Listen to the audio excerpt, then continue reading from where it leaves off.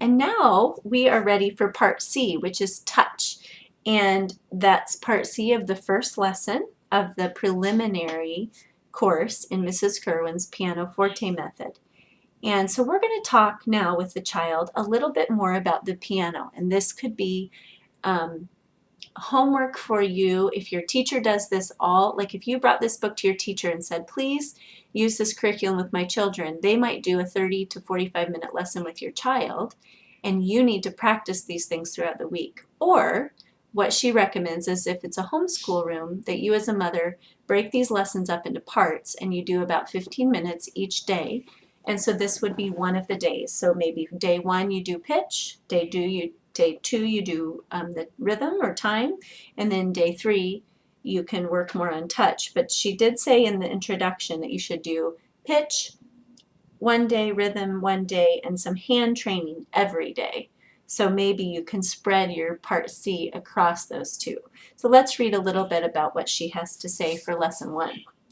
Now a little more about the piano. We have found that when we touch these keys, the wires, this is speaking to the child, I'm sorry, the wires or strings give out sounds of different pitch, but we may get very harsh, ugly sounds or very sweet musical sounds. It depends on the way we touch the keys. I'm going to play you a tune in 2 different ways. Tell me which you like the best. Listen.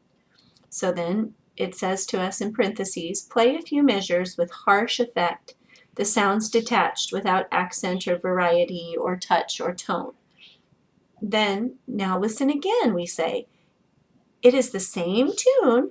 Play it again prettily with accent, light and shade and singing tone. And then ask the child, which do you like best? The average child will prefer the musical rendering. You can hear how different it is when I touch the keys properly.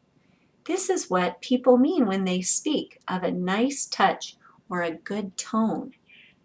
The kind of tone that comes from the strings depends on the way in which the hammers strike them, and that depends on the way in which we move the keys. So we can explain, according to the intelligence of the pupil and whether they're ready, what happens inside the piano in response to touch. Show also the dampers down, those are the pedals on the floor, and their effect and what the sustaining pedal does, which is the far right pedal.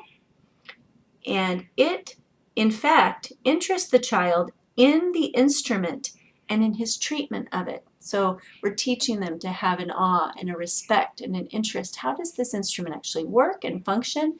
And how do I touch it and treat it so that it's beautiful and sounds beautifully?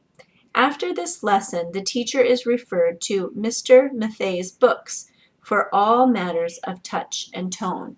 And I have to be honest with you, I'm still in the research process and I have not had a chance to look this book up or to see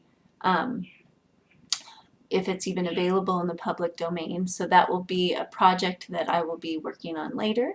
But for the time being, I think that the lessons that are in here will give you a good start. And as I discover new things, I will do my best to add them to the website.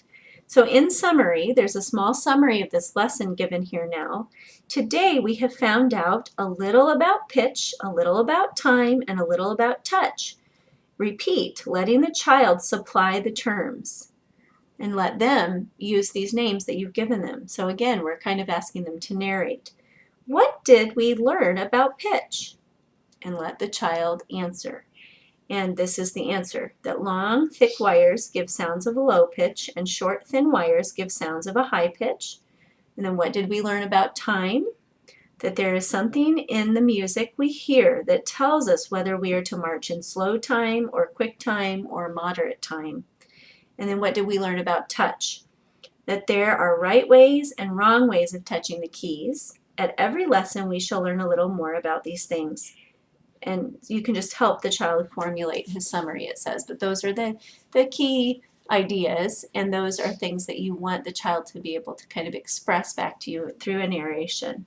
And again, just to quickly review, the homework was to tell the mother about these things if you are a piano teacher, and then every day until the next lesson, Touch a few digitals gently with one finger, thinking about the pitch of the sounds and what is happening inside. So have them gently touch the keys.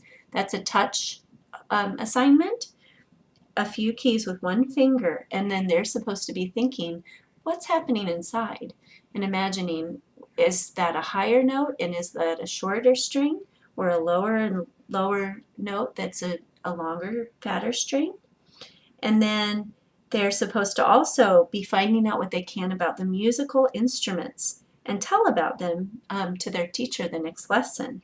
So you could do that as a family, look them up on the internet, and that sort of thing. And then the child was supposed to march to music just one time every day.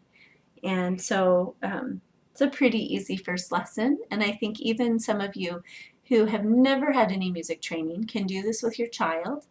And even if you have a keyboard right now and you can't open the piano and look at the strings, you can still talk about those ideas with your child. And maybe you can open a piano at church or something like that and ask somebody to show them and let them have a look.